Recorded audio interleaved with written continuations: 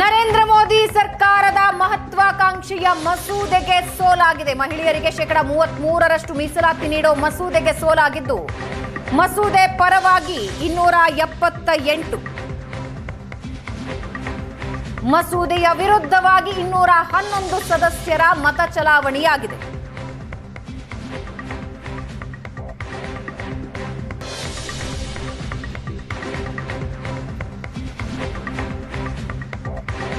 ಮಸೂದೆ ಪಾಸ್ ಆಗಬೇಕಾಗಿದ್ರೆ 326 ಮತಗಳನ್ನ ಮೋದಿ ಸರ್ಕಾರ ಪಡಿಬೇಕಾಗಿತ್ತು.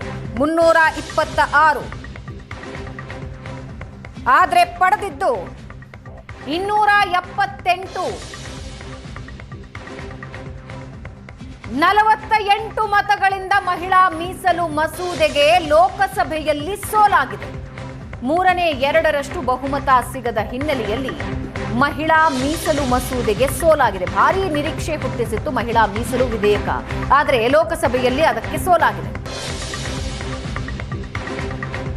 2/3 बहुमत द्वारा पारित नहीं हुआ।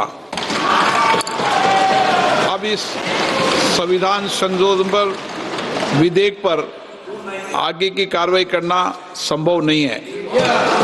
अतः संघ राज्य क्षेत्र विधि संशोधन विधेयक 2026 तथा परिसीमन विधेयक 2026 के संबंध में आगे की कार्रवाई पर निर्णय लेना है।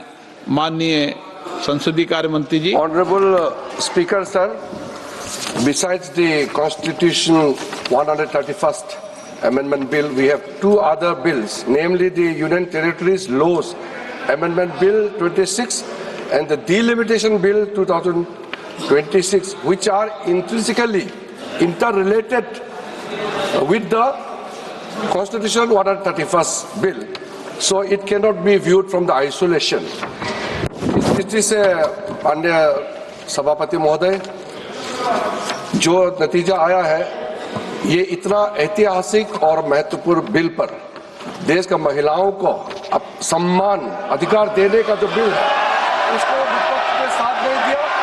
बहुत खेद की बात है और इस ऐतिहासिक पल को आप अपना एक मौका था, आपने गंवाया है। आदरणीय नरेंद्र मोदी जी के नेतृत्व में महिलाओं को जो सम्मान देने का, अधिकार देने का हमारा अभियान जारी रहेगा और हम अधिकार दे के ही रहेंगे आगे। अब सभा की कार्रवाई आगे दो शेष जो बिल्स है उसको आगे नहीं बढ़ाने का मैं अनुरोध करता हूं। सभा की कार्रवाई कल दिनांक 18 अप्रैल 2026 को प्रातः 11 बजे तक के लिए स्थगित की जाती है।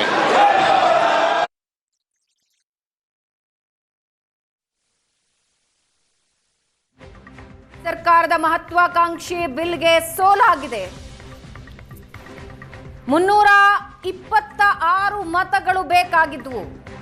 2/3 ಒಟ್ಟು ಚಲಾವಣೆಯಾದ ಮತಗಳು 489.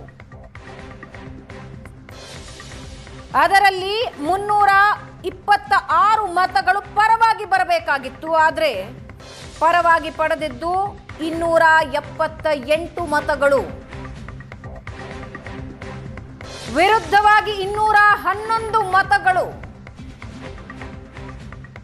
48 ಮತಗಳಿಂದಾಗಿ ಮಹಿಳಾ ಮೀಸಲು ಮಸೂದೆಗೆ ಲೋಕಸಭೆಯಲ್ಲಿ ಸೋಲಾಗಿದೆ.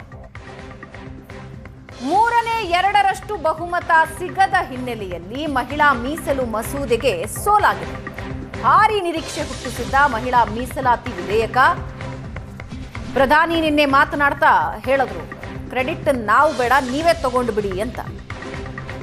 ಒಂದು ಐತಿಹಾಸಿಕ ವಿಧೇಯಕಕ್ಕೆ ಎಲ್ಲರೂ ಒಟ್ಟುಗೂಡಿ ಅಂತ ಮೋದಿ ಕರೆ ನೀಡಿದ್ರು. ಇವತ್ತು ಟ್ವಿಟರ್ನಲ್ಲೂ ಕೂಡ ಬರೆದಿದ್ರು. ಆದರೆ ಎಲ್ಲ ಪ್ರಯತ್ನಗಳು ವಿಫಲವಾಗಿವೆ.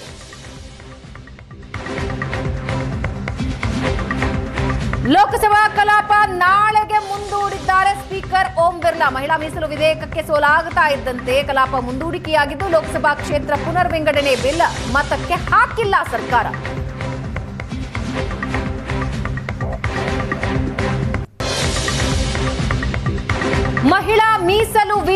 ವಿಧೇಯಕಕ್ಕೆ ಸೋಲಾದ ಕಾರಣ ಕ್ಷೇತ್ರ ಪುನರ್ವಿಂಗಡಣೆ ಬಿಲ್ ಅನ್ನ ಮತಕ್ಕೆ ಹಾಕಿಲ್ಲ ಸರ್ಕಾರ. ಮಹಿಳಾ ಮೀಸಲು ವಿಧೇಯಕಕ್ಕೆ ಸೋಲಾಗುತ್ತಾ ಇದ್ದ ಹಾಗೆ ಕಲಾಪ ಮುಂದೂಡಿಕೆಯಾಗಿದೆ.